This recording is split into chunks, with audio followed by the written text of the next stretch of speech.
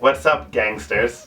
Let's talk a little bit about Edge of Tomorrow, or Live, Die, Repeat, since someone figured it would be smart to print the tagline bigger and above the actual title. Might as well just call it All You Need Is Kill, since that's the name of the novel it's based on. You've probably heard of this one. It's the big sci-fi action movie starring Tom Cruise from 2014. When it was playing theaters, I honestly didn't pay much attention to it, figuring that it would just be another, like another generic big budget Hollywood action blockbuster. And I think that a lot of people felt like this, since it really didn't do all that well during its theatrical run. I mean, $370 million is more than I made in 2014. But I guess it still was a bit of a disappointment for the big studio executives. Then, when the movie was released on home media, it sort of got like a second chance. Because all of a sudden I started reading like these reviews, like stuff about the movie, and it was all like really positive. It actually really made me want to check out this movie, and well, recently I finally did. And well, I have to say, it was pretty freaking awesome.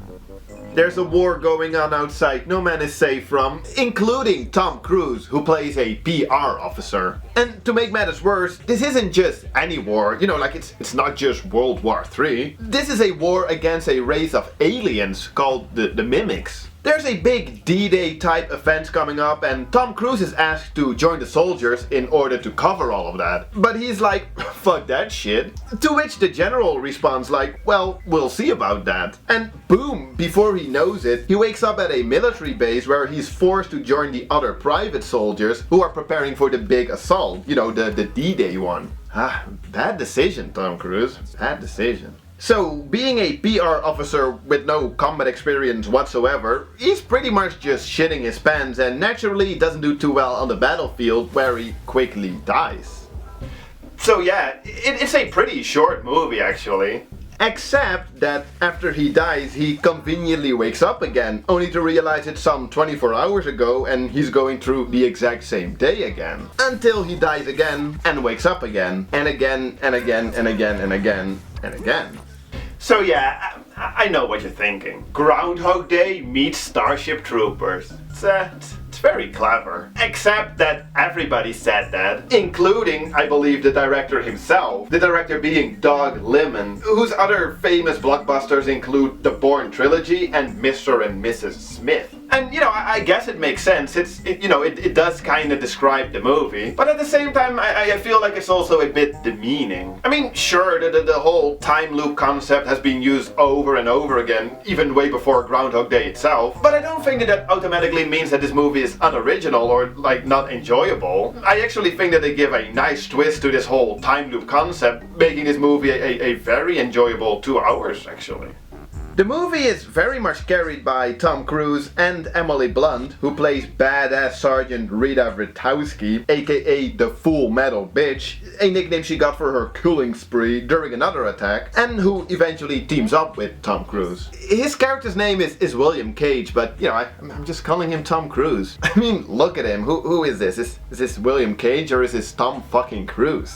Anyway, they both give great performances. Both in their own way, they're such likable characters, and I just love their interaction and the relation that they build up. Well, it's mostly Tom Cruise who's doing the team bonding, since Emily Blunt, her character, keeps meeting him for the first time, like every day over and over again. Damn, must be annoying to be locked in a time loop.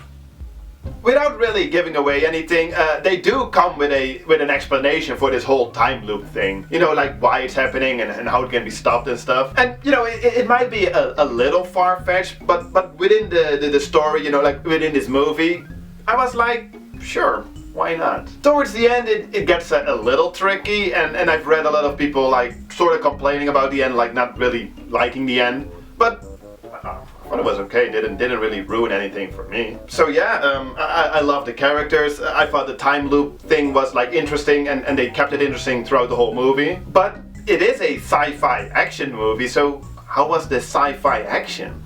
Well, pretty cool. The aliens, they're crazy. It takes a little while before they're revealed, and you know, when you finally see them, I was like, holy shit, what the hell are those? They seem a little over the top, but they're sure as hell, you know, I think they're pretty original. Although, as often with these type of big Hollywood action blockbusters, half the time I had no idea what was going on, because it looks like the camera operator had to fight off aliens himself while also trying to shoot the movie. I always kinda hate that. I mean, these big action set pieces are usually what it's all about, you know, like they're the big show stealers. But I can't see shit, you know, like I have no idea what's going on.